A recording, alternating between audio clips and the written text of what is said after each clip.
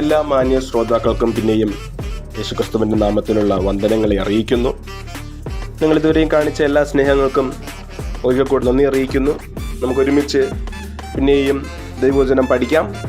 ഇന്ന് നാം ചിന്തിക്കാൻ പോകുന്നത് ഹാബേലിൻ്റെയും കയ്യിൻ്റെയും വഴിപാടുകൾ തമ്മിലുള്ള വ്യത്യാസത്തെക്കുറിച്ചാണ്. കഴിഞ്ഞ ദിവസം നാം ചിന്തിച്ചത് ഹാബേൽ ആരായിരുന്നു, ആരാണ് ഹാബേൽ എന്നതിനെക്കുറിച്ചാണ്. ആദിമ മനുഷ്യരാൽ നിർമ്മിക്കപ്പെട്ട് 2 മക്കളിൽ ഇളയ പുത്രനാണ് ഹാബേൽ. അപ്പോൾ അങ്ങനെ 2 മക്കളും യാഗം കഴിക്കുന്നതായിട്ട്, 2 പേരും ഒരുപോലെ യാഗം കഴിക്കുന്നതായിട്ട് അവിടെ കാണാൻ കഴിയും. അപ്പോൾ നാം ഇന്ന് ആ യാഗത്തെക്കുറിച്ചാണ് ചിന്തിക്കാൻ പോകുന്നത്.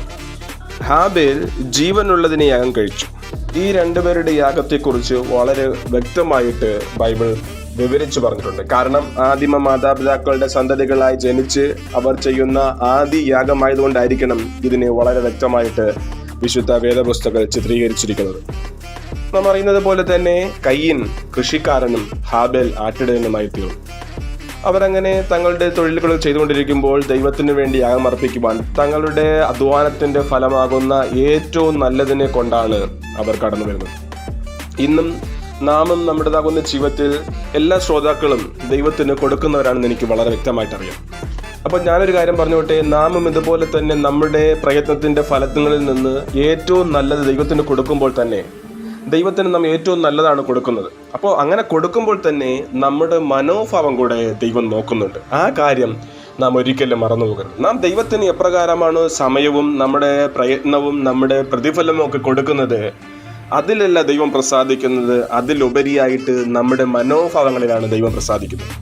അപ്പോൾ ഇവിടെ സംഭവിച്ചത് തന്നെയാണ് ഹാബേലിന്റെ ജീവിതത്തിലും. ദൈവം അവനെ നോക്കുമ്പോൾ ദൈവവും ഇവിടെ ചെയ്യുന്നത് ഇത് തന്നെയാണ്. 2 പേരും തങ്ങളുടെ പ്രയത്നങ്ങളിൽ നിന്ന് വളരെ മനോഹരമായിട്ടുള്ള യാഗവസ്തുക്കൾ കൊണ്ടുവന്ന്, അല്ലെങ്കിൽ തങ്ങളുടെ പ്രയത്നങ്ങളിലെ ഏറ്റവും നല്ല ഫലങ്ങളെ തന്നെ കൊണ്ടുവന്ന് യാഗം കഴിക്കുന്നതായിട്ടാണ് ഇവിടെ കാണാൻ കഴിയുന്നത്. ഹാബേൽ ജീവനുള്ളതിനെ യാഗം കഴിച്ചു. കയ്യിൻ നിലത്തെ അനുഭവത്തിൽ നിന്നും യാഗം കഴിച്ചു. കയ്യിൻ സ്വയപ്രയത്നത്തിൽ കൂടെ ദൈവത്തെ പ്രസാദിക്കുവാൻ ശ്രമിച്ചപ്പോൾ ഹാബേൽ ആകട്ടെ ജീവനുള്ള ഒരാട്ടിൻകുട്ടി യാഗം കഴിച്ച് ഇത് തന്റെ മാതാപിതാക്കൾ പറഞ്ഞു മനസ്സിലാക്കിയതും താൻ കേട്ട് വിശ്വസിച്ചതുമായ നിർദോഷിയായ മൃഗത്തിന്റെ മരണത്തിൽ കൂടെ തന്റെ മാതാപിതാക്കൾ ലഭിച്ച സംഭാഷണത്തിന്റെ തെളിവായി തങ്ങളുടെ പ്രയത്നത്തിന്റെ ഏറ്റവും നല്ലൊരു പങ്ക് കൊണ്ടുവന്ന് കയ്യിനും യാഗം കഴിച്ചു. അതുപോലെ തന്നെ ഹാബേലും യാഗം കഴിച്ചു.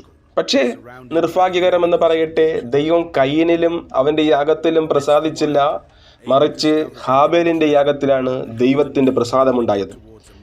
അതിനൊരൊറ്റ കാരണമേ ഉള്ളൂ, അവരുടെ മനോഭാവത്തിന്റെ പ്രത്യേകതയായിരുന്നു.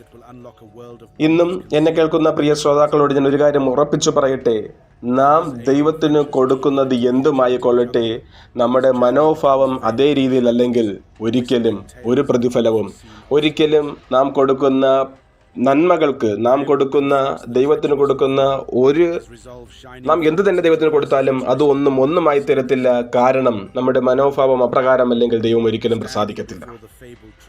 ഇതേ അനുഭവം തന്നെയാണ് പുതിയ നിയമത്തിൽ നിന്നും കാണാൻ കഴിയുന്നത്. മർക്കോസിന്റെ സുവിശേഷം 12-ാം അധ്യായം അതിന്റെ 41 മുതലുള്ള വാക്യങ്ങൾ വായിക്കുമ്പോൾ, പിന്നെ യേശു ശ്രീഭണ്ഡാരത്തിനു നേരെ ഇരിക്കുമ്പോൾ പുരുഷാരം ഭണ്ഡാരത്തിൽ പണമിടുന്നത് നോക്കിക്കൊണ്ടിരുന്നു. ധനവാന്മാർ പലതും വളരെ ഇട്ടു.